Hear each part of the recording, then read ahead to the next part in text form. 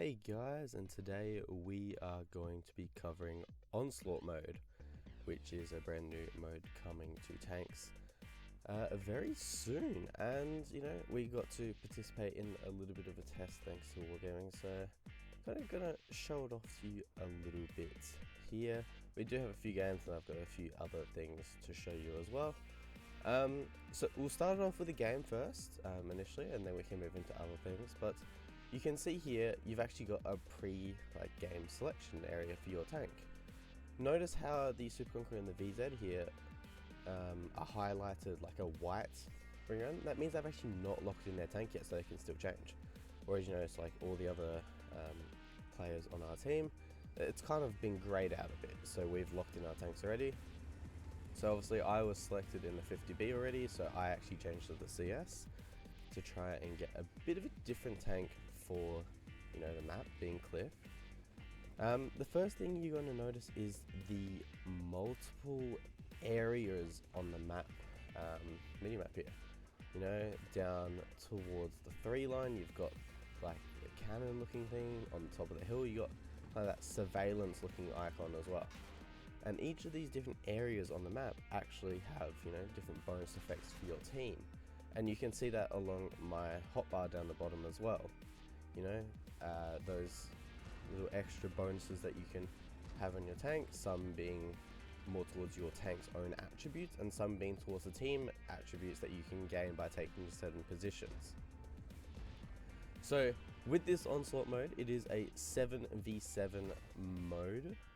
And it is classed as a competitive mode because we have an ELO and rank system. And you can kind of see the start of that on the left hand side with all the different letters. But we'll go into a bit more detail in that in just a second. Now we can see that I actually picked up the surveillance area or surveillance icon, or you know, buff for my team, and basically the surveillance buff spots the whole enemy team for a certain amount of time, which is actually pretty strong, and it's going to try and make sure that you know that you don't just sit back, that you try and take those areas of the map. And this mode, you're really going to have to try and communicate with your team and, you know, work with your team to see what you want to commit to, because obviously you can't take all the areas of the map at once. So you're going to have to try and communicate with your team at least a little bit to try and kind of get an understanding and try and be able to win the battle, because if you split up too much, you're not exactly going to have the highest chance. So you are going to have to, unfortunately, kind of watch my poor gameplay on fairly high ping at the moment due to the server we were playing on, but I am, you know, unfortunate enough to be a part of this test with some other CCs, and Wargaming was kind enough to set this up for us as well, so we can, you know, give you guys a chance to have a look at the mode before it comes out. So you can see here, I got RD striked obviously, so I got stunned there. So there are RD strikes in this mode. I know that's going to be a fairly controversial thing for a competitive mode. So you know, take what you will out of that. But each tank has their own set of abilities as well, which we'll also cover in just a sec as well.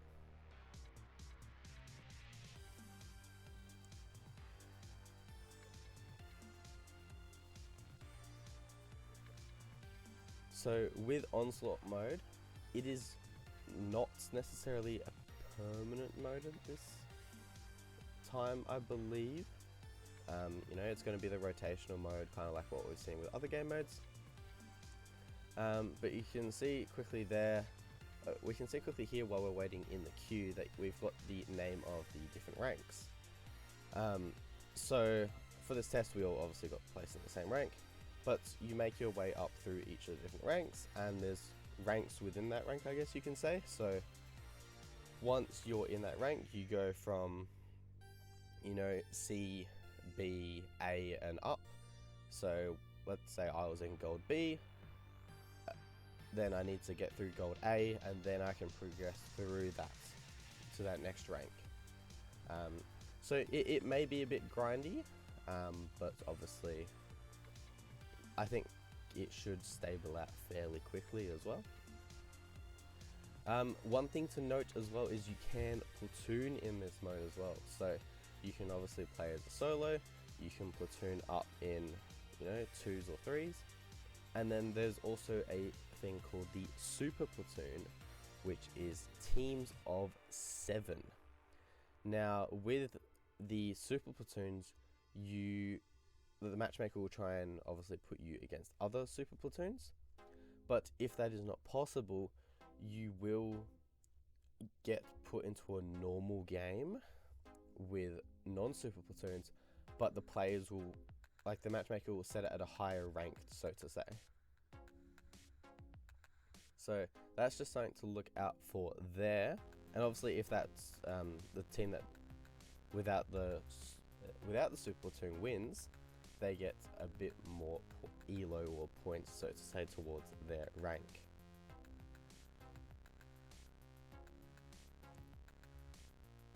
Now with this mode, there are definitely some cool dynamics to it, and I guess we'll see it in just a second as well, especially with the pre-game lobby tank selection. And the key thing to note here is that obviously, you know, not every tank works with every map. We know that. We know, like, you don't want to be playing E3 all of a sudden and get maybe like Sand River. So this pre-game lobby feature, I guess you could call it, is actually really helpful. So we see here, we get Himmelsdorf. I've got a 50B, so it's not a bad tank for it. But we can see, you know, my teammates showing around, E100, Super Conqueror, just bringing a few different tanks. I actually decided to lock in the 50B. I think, you know, it's not going to be too bad here. But one thing you will notice as well is that there is fog of war, so you can't see what the enemy team is bringing. Now, people that have played the competitive modes, obviously you would all recognize this from Clan Wars. But people not so used to the, you know, the competitive modes like Clan Wars or Clan Tournaments, may be a bit unfamiliar with the fog of war mechanic. So basically, as soon as an enemy tank gets spotted, that is when they'll pop up on the right hand side. But until they get spotted, you don't know what the enemy team is bringing. So the effect of the surveillance area on the map, like it was shown off on Cliff, can actually have quite an impact, especially if you rush for it straight away, so to say, because then you can find out that information of what exactly the enemy team is bringing. So we can see in the center there, there's actually 2 reconnaissance areas on this map, and we lost both of them to the enemy, and even though we're climbing up the hill, nothing is around us, we already get spotted. So, you know, there's not like I can do anything to hide here in the 50B on the hill. They know both me and the TVP are up here now, so they can actually make a free play through the bottom side. And this is where it's really gonna mean, like, be of a big concern is where do you take your map control in this mode, because you can't sit back, unfortunately, because if you do sit back, they're gonna be able to use those influential areas of the map to potentially punish your decisions.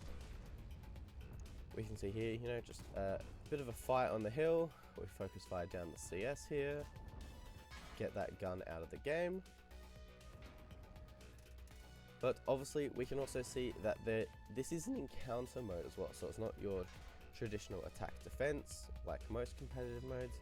It is the encounter, so you do not have to worry about that, you know, one team always going to be sitting back. You're not going to have to break through camps to try and get, you know, an attacking side victory, so to say. It's just going to be, you know, playing around that one cap circle, playing around the map control. You can see I'm just going to finish off the E5 on the hill, and now I do have a bit of free farm, but it will be a bit difficult trying to channel these shots in, so to say. Now, something else we will cover a bit later is that there is some map changes for this mode. So a few of the maps have had some certain changes done to them purely for this mode only, and obviously they are still subject to change. you know, this is just a test. This is not necessarily going to be how exactly the mode is when it comes live. So you can see the 50B has an ability similar to what we see in Steel Hunter, that makes your gun a bit more accurate. So we use that to get the clip in there. Obviously there's no point in me really staying on hill anymore, so I just come off the hill now, and the game kind of wraps up from here. But you can see, you know, on the minimap all the different areas of the map that the game really wants you to try and take. Like out on the one line, you even got the center of the courtyard, which personally I think is a bit of a trap. I think we won't be seeing too many players go there. That's definitely going to be more of a late game play, I think. And then obviously you've got the hill, so you'll maybe see a CS, a bat chat once, you know, a meta starts to develop. But we can see here as we go through the things, you can see my elo up the top there, along with my rank. So that's how you're going to be able to determine where roughly you're sitting as well. So here, you know, you've got all the ranks, and then a quick scroll through some of the rewards. But the big thing, and I think a lot of the controversy is going to be around this, the abilities that you have on your tanks. Now, you know, obviously this is going to be controversial. Some people say, you know, it's not necessarily built for competitive. Some people may say it might even out the playing field a little bit, might help with balancing. But do note that this may not be the final version for all of these. Obviously we were just playing in a test, so things can change. So do be aware of that, but you know, you can read through this here now. I'll leave this up on the screen a bit longer before we have a bit of a look into the next game.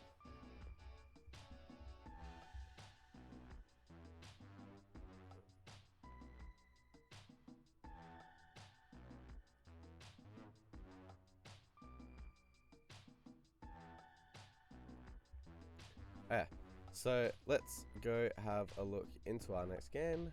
So we see we get Westfield here, another map, you know, where this pre-game lobby, it is a really nice system, I think. Having the option of being able to change your tank is really influential. Obviously you can see a few of us changing to Super Conquerors. I myself, I'm changing to a Kranwagen. In this game, obviously we can see that we have our resident ANZCC Mr. 99, who's going to be a bit of a troll in his 4005 here. So if you have a quick look at the map, you can see, you know, where all our different areas are. So you've got the reconnaissance area to the south, a bit towards our side and their side, trying to make it a bit more even. And that's something I like. But also the like, I can't get over how much I love this pre-game lobby, like, kind of style. The fact you can choose your tank for the map is really a big difference to me, especially when they're trying to make it a competitive mode.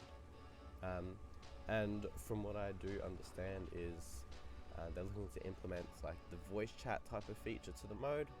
So you know, the voice chats you get in advances, clan wars, or even the platoon system, I believe they're looking to try and add to this mode as well.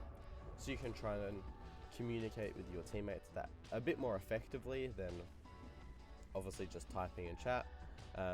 You can just type in chat if you wish, because the big thing about this mode is, you know, the teamwork aspect of it is you can't just leave teammates isolated. You really need to have to help them out, back each other up.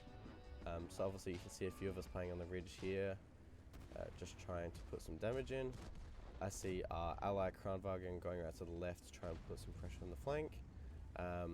And with two Kranwagens on the flank, that's actually quite a nice amount of damage. Our S-Conks are holding up decently well, so it means that we can kind of help them out a bit, but from the side. So here you see me and the Kranwagen trying to draw some of the guns away from our Super Conquerors, trying to put in a bit of that flank work here.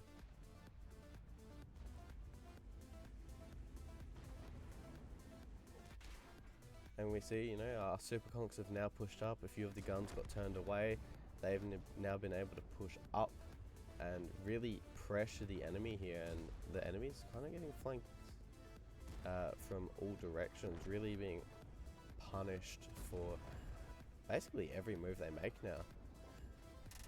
So Uda is copying a few shots on the way out as well. I stuff up a shot on the E5, you know, we'll blame that on the ping. But this is giving you some of the insight into how this mode is played. Obviously I use my tank ability there to help me out a bit.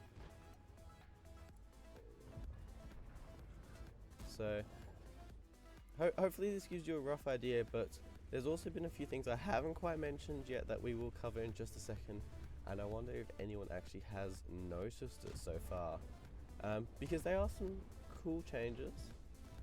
I did mention it a bit earlier, but I wonder if anyone did actually notice them around the maps. See, it didn't do too bad in that game, but obviously, you know, it's not necessarily about your damage, it's about actually getting the win.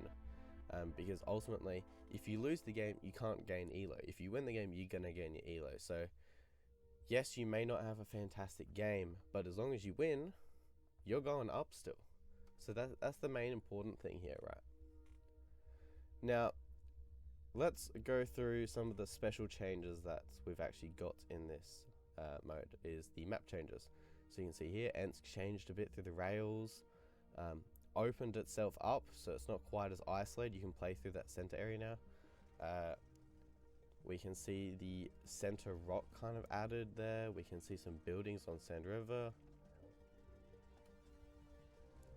El Haluf changed in the north slightly. And then, you know, you got Himmelsdorf towards the rails has been changed a bit. Okay, so here we go, you know, just in the final game of the video. We're going to go on to Ensk.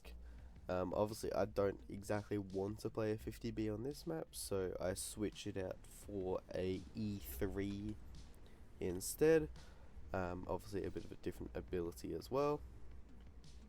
And, you know, a tank that suits this map a bit more as well, to be honest, because 50B, yeah, it can have its day on Ensk, but E3 is pretty strong, especially when you're playing through rails as well. And with the map changes, rails being, you know, that much stronger, it's not too bad as well. So you can see getting in a nice shot there. Kind of just, you know, the team's taking a bit of map control. The CS has gotten the special ability out on the right. We're grabbing the special ability out on the left as well with the 50B and 60 TP. While a few of us still holding towards center, their team playing in a very similar way as well. We got a nice shot on the cross there as well. Now you can see as well with the encounter game mode, it's not, the cap is not also in the traditional areas that you would see in pubbies either. They're slightly changed for this mode as well. So obviously you can see here it being much more open does mean they've moved the cap circle slightly, so it's around the buildings a bit more. You know, it's not necessarily where it used to be, which is actually where the reconnaissance pickup is. So you can see just playing through rails here a bit, just pushing up, using the ability of the E3 to get up there, get in their faces a bit more. I missed the shot because I'm just gonna blame ping there. You know, it was definitely my fault there for even taking that shot because I was too slow, but I'm just gonna blame ping because I can. Yep, that shot was definitely also ping, not my reaction time. So I hope you all did enjoy this little bit of a look into the Onslaught mode that we are going to have come into the world of tanks very soon. Bit of a competitive mode with personally I think a bit of an arcadey feel with all the abilities. You know, personally I think there is not necessarily as much need for the abilities. but we will have to wait and see once it comes to the live server, how, you know, how balanced it all is, and how people go about using them, because everyone's going to have their, you know, their own way of using it. But I hope you all did enjoy it, and thanks for watching.